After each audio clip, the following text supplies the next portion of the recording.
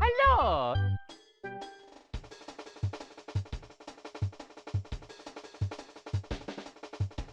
Super Mario 64, a game which I first hated, but now, well, you'll have to wait until the end of the video. I've been wanting to make this video for a very long time now, but never really got the chance or had the motivation to do so. But after putting off this video for a very long time, I finally decided to make it, and make me suffer. Because, yeah, if you didn't know, I really hated this game before I played it. I even put it in last place on my ranking video for Mario games, which was a very stupid move looking back at it now. So when I went into this game for the first time ever, I went in with very low expectations, expecting very little to change. But will things change, or will my hatred for this game last for eternity? Let's find out. Today I'm gonna be covering Super Mario 64, what I think about the game and its content, and what my real and honest opinion is. So, let's get started.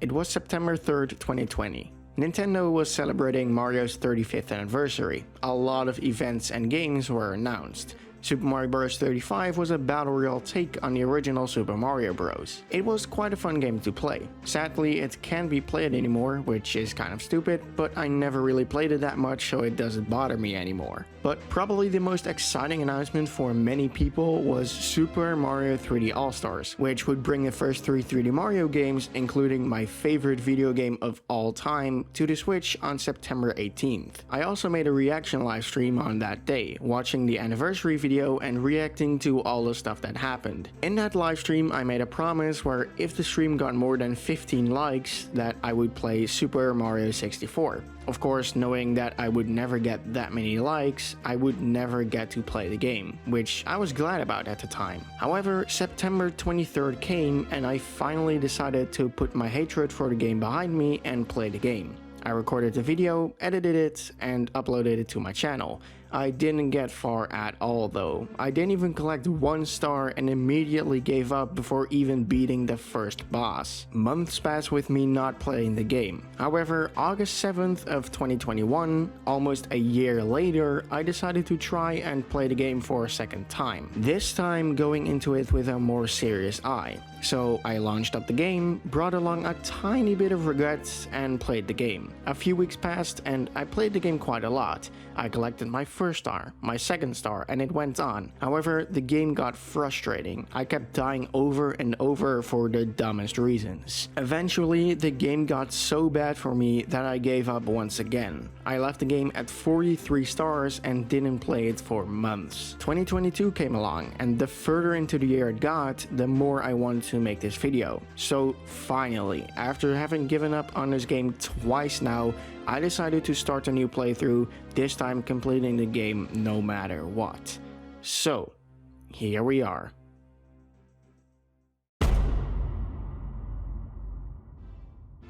The story in Mario games has always been recognizable. Bowser kidnaps Peach and that's it. Now, in some Mario games, they really go through the effort of telling that story as best as they possibly can. Like in Mario Galaxy, of course. It's extremely well executed, even if it's a little bit long. The story in Mario 64 is barely present at all. The only hint at a story you get is at the very beginning of the game, and even there it's barely drawn out.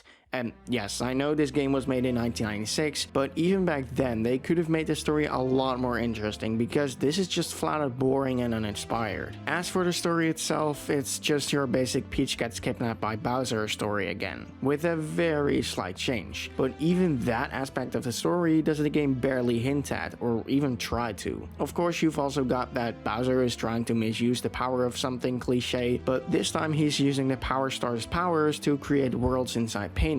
Your task is to explore these worlds, collect at least 70 Power Stars, and save Peach from Bowser. And that's it for the story. It's incredibly simple and pretty boring, but I guess it does the job. It's definitely the worst story out of any of the 3D Mario games though. It just doesn't feel like it's there to begin with, and even when it does feel like it, it barely does. Even when you fight Bowser and defeat him, all he does is just say, "Oh no, I've been defeated once again," and that's it. The story story in Mario 64 just feels incredibly rushed. And I know this game was made in 1996, but I've said that twice already in this chapter alone, and trust me, I could use that horrible excuse a lot more in this video. The movement in Mario games can be split up into two, the controls and Mario's moveset. And I'll be talking about both here since both are integral to how the game plays and what it feels like. In terms of the moveset, Mario 64 provides one of the widest and most expansive moveset out of any 3D Mario game. Of course, you've got the basic walk, run, jump, long jump, triple jump, somersault, backflip, etc. But that's not all of it. You've also got the dive, the punch, and the kick. The dive is, besides the jump and long jump, probably the move you're using the most. It's a very versatile move that can help you clear large gaps or just cover a large distance very quickly. The dive is very useful, but can also be annoying sometimes because it's so easy to perform by mistake. Like walking 2 feet, pressing Y, and bam, you dive. There are many times throughout my playthrough where this happened, sometimes even with a very bad result. However, the dive move itself is still really good, just annoying sometimes. But then you've got the wall jump. Why is the wall jump so ridiculously precise? This really makes no sense to me, especially since it's such a common move in most other Mario games, and also because sometimes it's essentially required to even make progress at all, like in Cool Mountain, Hazy Maze Cave, or even Rainbow Ride's 100 coin star. There really is no reason the wall jump has to be this precise, and you cannot convince me otherwise. Then there's also a bunch of moves that are pretty much useless, like crawling or the sweep kick. It's cool that these exist, but they don't really bring anything substantial to the gameplay. You'll really only be using the basic moves and the dive, and rarely anything else. However, then we get to the controls. This is how you'll be interacting with Mario, and I have a lot of mixed feelings about the controls. Sometimes the game can feel pretty good to control. The controls are pretty responsive and are easy to understand. Often they might be a little too responsive, but I digress. But my god, Mario is slippery as hell. It takes a good moment for Mario to stop moving when you release the joystick, and that is a big problem in scenarios where precise platforming is required, which is a lot more than you would think. Turning also never feels good, and just like with coming to a stop, it takes way longer to do a 180-degree turn than necessary, which is again a problem when having to perform difficult platforming. Sometimes you're on incredibly tiny platforms and have to turn around to make progress, but instead of turning right away, you slowly, very slowly turn in a wide radius, and before you know it, you fall off the platform and have to start over. Then there's also the underwater controls, which aren't great. It feels really awkward to control Mario underwater, since you have to tilt the joystick to swim up or down. Otherwise, you just swim straight, which makes no sense to me. And not only is controlling Mario under the water very unsatisfying, but also getting Mario out of the water. You practically have to hold the joystick as far down as possible and be basically kissing the lip of a platform, otherwise you're not getting out of there. As a result of these quirks, the controls feel really clunky a lot of the time, and it makes tight platforming more difficult than it really should have been. A lot of time put into implementing useless moves like the crawl, kick, or sweep kick really should have been spent on fine-tuning the rest of the controls. However, it wouldn't be a complete opinion without bringing up the camera.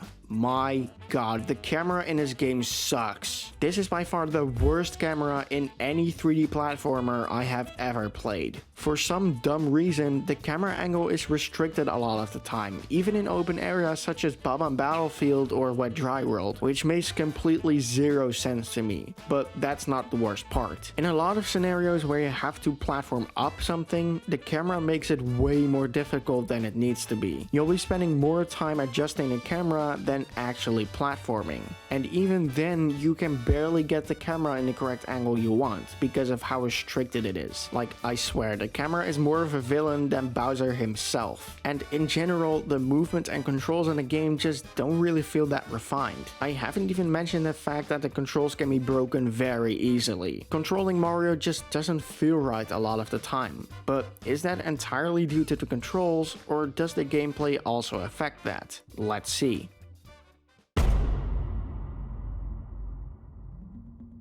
The gameplay in Mario games is arguably the most important part about one. If the gameplay isn't enjoyable, the game won't be as strong and memorable. In some cases, the game might even be a chore to play or turn off players after just a couple of minutes. The gameplay in Super Mario 64 is very simple. In the game, you'll explore different worlds inside the paintings scattered across the multiple rooms in the castle. The castle is split up into multiple floors, and you can unlock these floors by obtaining keys, which you can get by defeating Bowser. Each world has 6 power stars to collect, and there's also secret stages that you can play for an extra star, as well as the Bowser stages. So, now that we've got the basic gameplay out of the way, why not go through every world in the game and see how I feel about them? Starting with, of course, Bob-omb Battlefield. Bob-omb Battlefield is the first world you'll play, and therefore it's important that it's a decent and memorable world. And it surely is memorable, though if it's entirely in a good way, let's find out. The first mission is titled Big Bob-omb on the Summit. In this mission you have to scale the mountain and fight King Bob-omb. And look, as iconic as this boss is, this fight is just a joke. To defeat him, you have to pick him up and throw him back on a stage 3 times in succession.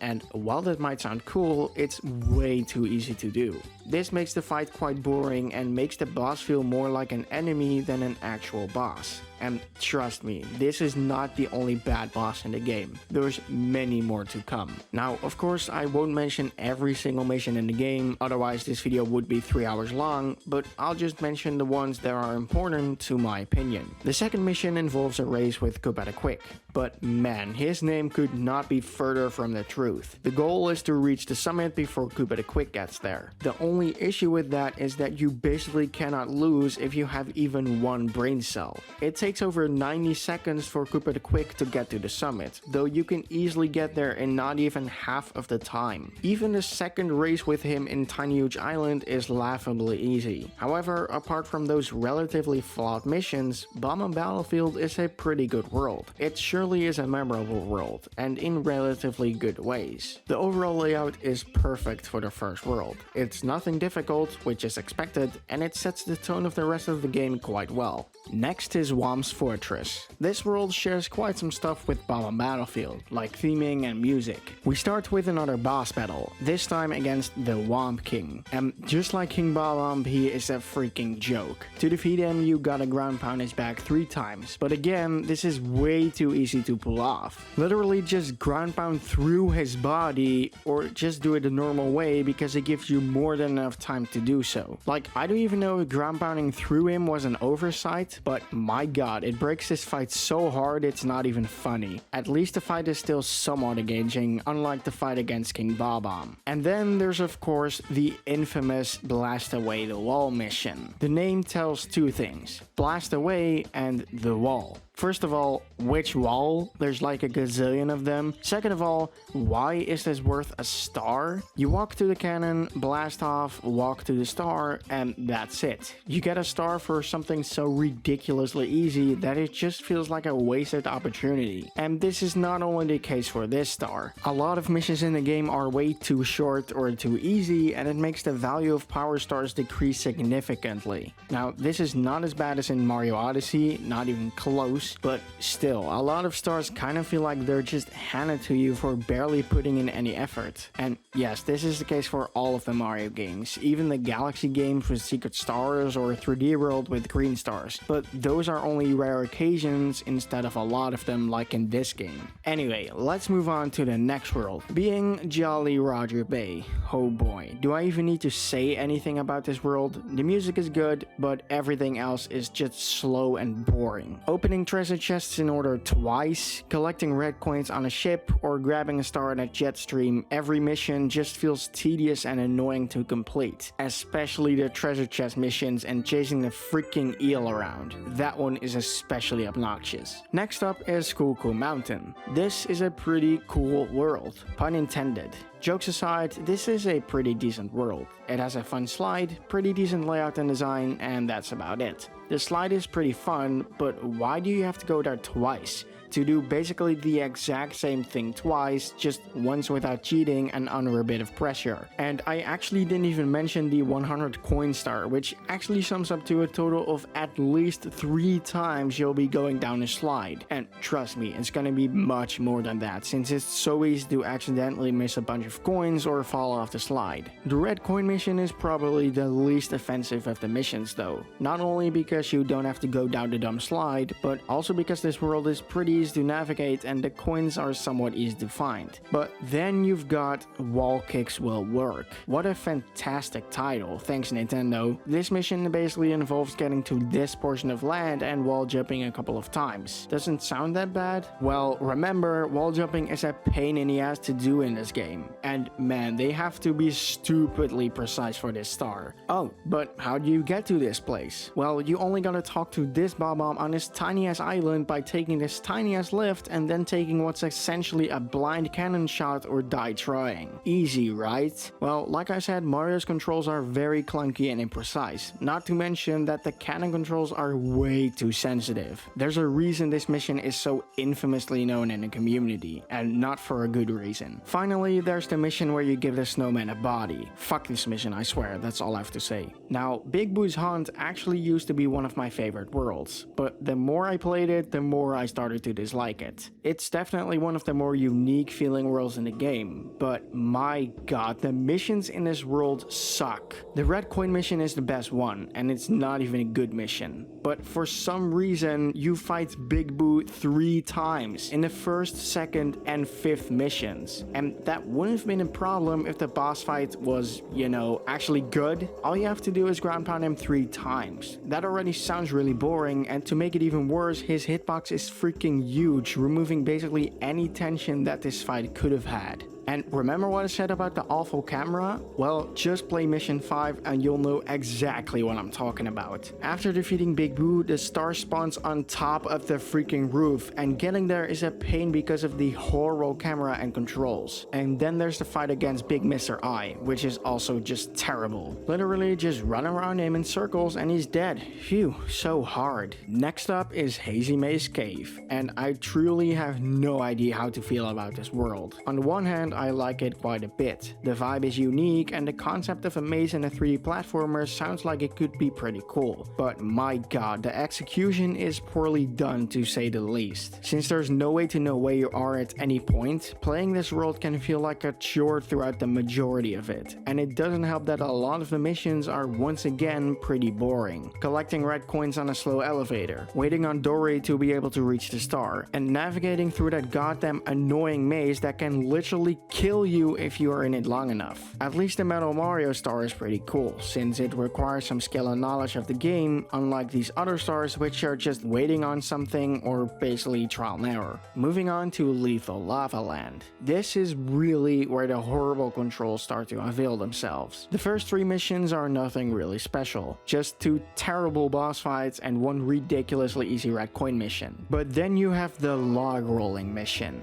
Getting to the log section is not that difficult, just boring. But balancing on the log is a pain and a half, and I don't think I need to explain why. But when you get inside the volcano, the pain really begins. Just play Star 6 and you'll know exactly what I mean. Platforming across tiny ass platforms or waiting on lifts doing absolutely nothing. The level design in this world is abysmal, and shifting Sandland really isn't any better. Climbing the pyramid on tiny ledges, having to stand still on tiny pillars, another horrible boss fight against iRock, and an absolutely infuriating red coin mission. I haven't even talked about the wing cap yet, mainly because it's a relatively rare power-up, but also because, oh boy, I can really start complaining about it here. The wing cap controls like freaking garbage. To even activate it, you need to perform a triple jump, and keeping Mario in the air with it is a pain. Mario keeps descending when he flies, and he loses speed significantly. And trust me, shifting Sandland is actually actually the best wing cap level. The others that were specifically made to showcase the wing cap are nothing short of excruciating. It's once again an issue with the game's controls, and not a small one. Back to Shifting Sandland though, some of the missions are somewhat enjoyable, but not much. Getting a star from Klepto is quite fun and surprisingly enough not frustrating to do, and the pyramid is relatively fun to navigate. Well, at least until you go for the puzzle star, which is just bullshit. I never thought I would say this about a desert stage, and I still hate this world just because of the sheer amount of enemy spam and bullshit going on, but still, it's relatively decent. Dire Docks is just another Jolly Roger Bay, only worse since there's no platforming you're doing apart from this one boring mission where you collect red coins. And holy shit,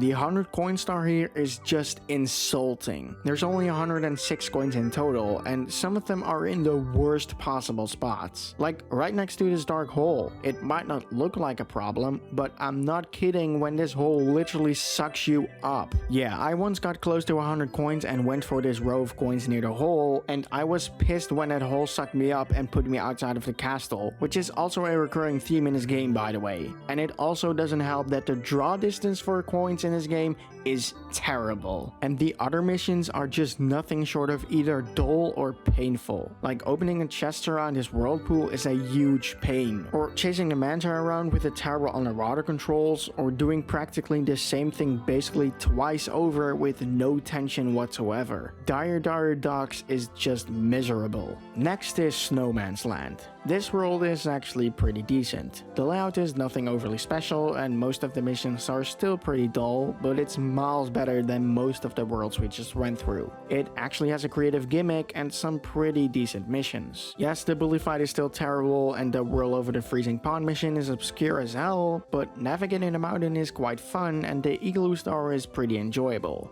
However, all of the missions are also ridiculously short and you barely have to put in any effort to get the stars. Now, because I've been really harsh on Jolly Roger Bay and Dire Docks, you probably think I hate the Wet Dry World as well. But that's not entirely true. The missions are nothing spectacular, but I really like how you can control a water level so it's not like you're always underwater. Plus, I just love the entire vibe of this world. And the fact that none of the missions really incentivize you to go underwater is only for the better. Or, well, at least until you have to go to the downtown area, but it's only getting there that's annoying. Plus, none of the missions are really that bad. Sure, they're not amazing either, but I don't really hate any of them. I guess it kind of helps that the first mission can be cheesed really hard, and yes, the secrets mission is pretty boring, but the rest of the missions are quite enjoyable. Tanta Mountain is another decently fun world. The first mission is quite fun to do, having to scale the entire mountain, even if some sections are pretty nerve-wracking. The second mission is basically identical to the first one, except now you have to catch a monkey at the top of the mountain, which is a motherfucking pain in the ass to do. I swear, I spent at least 5 minutes trying to catch the monkey, and I really should have catched them multiple times, but oh well. The slide is also sort of fun. Even though entering it is as obscure as can be, I do like the many floating pictures of stars and moons and stuff. I do hate this trick path, it's stupidly unfair, but the rest of the slide is pretty decent. The blast to the lonely mushroom star is just terrible, and even though the red coin mission just about gives me anxiety, it's still miles better than having to platform inside a fucking volcano. The 100 coin star is still bullshit though. Then we get to Tiny Huge Island, which is definitely one of the more original worlds in the game, with its gimmick being the ability to switch between a large and small landscape by going through a pipe. Sounds like a pretty cool concept, but the execution is god-awful. Navigating on a tiny island is the biggest pain in the ass, and navigating the huge island isn't that much better. It especially doesn't help that this fucking gust of wind doesn't activate half of the time. However, some of the missions are actually not that bad. Defeating the piranha plants is decently fun, as well as climbing to the top of the huge island despite how painful it can be sometimes. The thing that lets this world down the most though is yet another terrible boss fight. But besides those flaws, this world is still somewhat enjoyable, as long as you're not on a tiny island, because otherwise it's a pain. And last and certainly least by all means are Tick-Tock Clock and Rainbow Ride. These stages could not be any more miserable and infuriating to navigate. While Tick-Tock Clock's gimmick is really creative, the level design is absolutely horrendous. Partially because of the bad controls, but also because it just feels like a bunch of random platforms with no consistency or cohesion anywhere. And getting any of the stars is so ridiculously tedious that this whole world feels like a chore to get through. And don't even get me started on a Stomp on the Thwomp mission. And Rainbow Ride is actually worse. In fact, it's the worst level in the entire game. This is supposed to be the very last world, the big finale, but nothing about this world proves that. Most of the missions here are either extremely boring or very tedious to complete. Waiting on floating carpet for a couple of minutes while doing basically nothing, or collecting 100 coins on a terribly designed level. The tricky triangle star is surprisingly easier than everyone makes it out to be, but then again I did look up a guide before I even attempted to star, so maybe that's why it was so easy for me. But the majority of this world is just miserable and tedious to get through, and the theme is just textureless blocks, which makes it even worse, if that was even possible. So, those were all of the worlds. However, there's also a couple of secret stages as well as the Bowser stages, so let's quickly go through those. First off is the slide, which is nothing spectacular. It's technically the first slide you'll unlock, and therefore also the easiest one. There's 2 stars here, being the normal one and one for getting to the end in under 21 seconds, but none of the 2 are really difficult. They are pretty fun to do though, so that's a good thing. Then there's the aquarium, which is more boring than anything else. All you do here is collect 8 red coins, and it's stupidly easy to do. Then you also have the cap stages, being the ones where you can press a big switch to unlock the respective caps in the main worlds, as well as collect some red coins for a star. Out of these 3, the metal cap stage is easily the best because there's no horrible wing cap to control, and it actually utilizes the metal cap in some ways, unlike the vanish cap stage, which is just kinda there. Plus the metal cap stage is actually located in a main world, being Hazy Maze Cave, which is actually pretty cool. And finally, for the secret stages, you have Wing Mario over the rainbow. This is by far one of the most difficult stars in the game, and I feel like that's mainly due to, again, the terrible wing cap controls. And I'm sure you all know this by now, considering the game is almost 30 years old, but if you bonk or fall off a platform at any point, you go all the way back to the outside of the castle, which just adds even more to the unbearable tedium of this stage. But then we also have the 3 Bowser stages. All of these are a linear level with many obstacles and enemies to avoid and platforming to endure. These linear sections are nothing out of the ordinary, but the most important thing about these stages is that they are home to the Bowser fights. These fights are definitely the most intriguing and involving, but that barely says anything because they are still not that great. All you have to do is pick up Bowser, spin around for a bit, and throw him at these bombs to the side of the arena. For the first 2 fights, this is way too easy to do, and even for the final battle, where you have to do it 3 times instead of just once, it's still just too easy. So I think I covered the gameplay of Mario 64 enough. While some of it can be enjoyable, the majority of it is either quite boring or very tedious and unfair. There was no world which absolutely blew my mind. Even worlds with cool gimmicks like Wet Dry World or Tick-Tock Clock are basic compared to quite some levels from Mario Galaxy or 3D World. Wet Dry World really lost a lot of potential by the slow gameplay, and Tick-Tock Clock is just garbage. And overall, the majority of the worlds and stages in the game are just underwhelming and tedious to play. There's a lot of repetition in the game, and the gameplay just gets boring or obnoxious after a while. A lot of the levels also just feel like random enemy or platform spam, and it doesn't feel like there's any consistency in any of the stages. And the boss battles are just a joke. None of them are any good at all, and even the Bowser fights are very underwhelming. Like, most of the boss fights are either throwing something 3 times, or ground pounding something 3 times, or literally jumping on something 3 times, and the ones that aren't are also just terrible. So yeah, I'm not impressed by the gameplay in Mario 64. Will the presentation fare any better? Let's find out.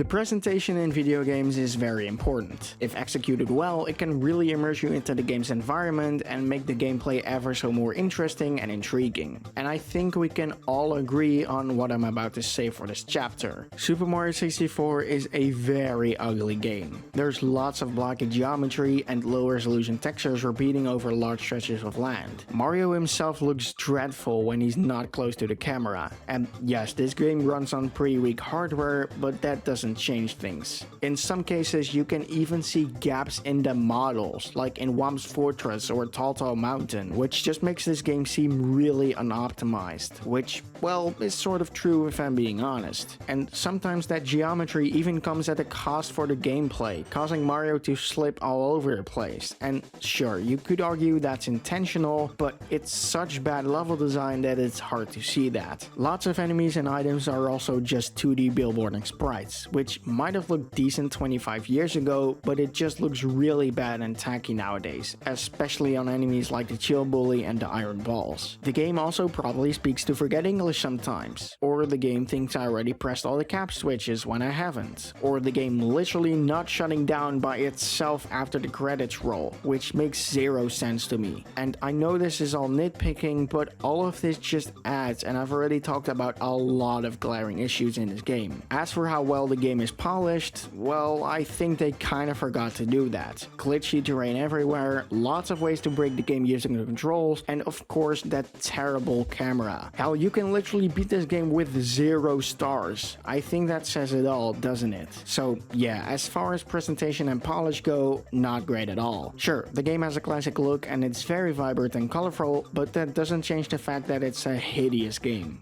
But how about...